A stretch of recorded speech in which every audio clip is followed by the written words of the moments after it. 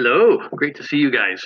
Okay, we are at the causes of the American Revolution, part two.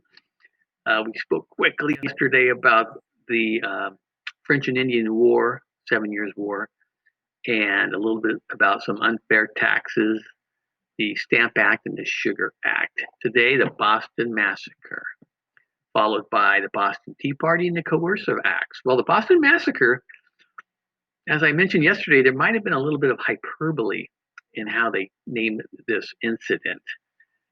When I think of massacre, for some reason, my mind always goes to, boy, there must have been hundreds killed during this massacre. Actually, how many were killed? Five. Yeah, only five were killed during this. This is how it went down. There was a single British soldier. They called them lobsterbacks when they were kind of being mean to them, or redcoats. They always had the red uniforms. And a group of men, there may have been drinking involved, came up to this lone soldier, started throwing insults, snowballs filled with rocks, and oyster shells at him, which, yeah, that wouldn't be that fun. He panicked a little bit and he called for reinforcements. Shots were fired. Five colonists lay dead. The first one shot was Crispus Attucks, who was an ex slave, actually, who was working as a sailor in Boston. Was it a massacre? I don't know. Why did they call it massacre? I think they wanted to really rile up the colonists, get them all behind their effort for independence from England. Okay, the Boston Tea Party, you've heard of it. Here's a really neat old illustration of it. You've got the Patriots disguised as Mohawk Indians. I'm not sure exactly why they did that. Everybody knew who they were. They threw 342 chests of tea into the harbor. That infuriated the King of England, so much so that Parliament, who was the lawmaking assembly in England, they passed a coercive acts. And one of the major things that did was really, in essence, close down Boston Harbor. They had the British Navy out front, not allowing ships in or ships out, which meant no more importing or exporting, which really hurt the town of Boston, the people, and the businesses.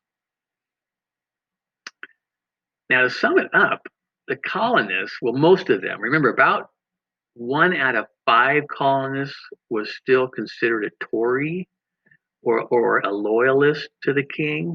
About 1 out of 5. The rest were considered patriots, or they're kind of riding the fence. They're not really sure which side they want, right? There was some problems within families. There were Tories and there were rebels or patriots in the same family. Even Ben Franklin, who was a strong patriot, his son was a Tory who was loyal to the king. So that was a real problem. Anyway, to sum it up, the colonists, they were sick and tired of England's control over the colonies. They were sick of the taxation without representation. Remember, England's parliament were passing these acts, these taxes, and we had no one over there to represent us, to tell them our side, right? To give our opinion. That was a big problem. And we were simply ready for independence over our mother country, England, which is over 3,000 miles away across the Atlantic Ocean. I threw in this illustration because I thought thought you guys would enjoy it. Actually, this is what they called tarring and feathering, which they would do sometimes in the colonies. Sometimes they would do it to loyalists or Tories, and some people think tax collectors, but that may be a myth. But this really did happen, and they would strip them of their clothes so they had bare skin, cover them in this tar. I found out it was actually not like hot tar that you do streets with. No, that would actually burn you. This was pine tar, which baseball players actually used to get a better grip on their bats, right? So they put the pine tar on them and dump pillow feathers all over them. So it wasn't to hurt them, but it was to humiliate them, and that it really did. Having to walk around with these feathers on you all day long, right? That was not a good look in the colonies. All right. Thanks for coming. My backlight just went out on me. That's what happened. And we will see you again tomorrow.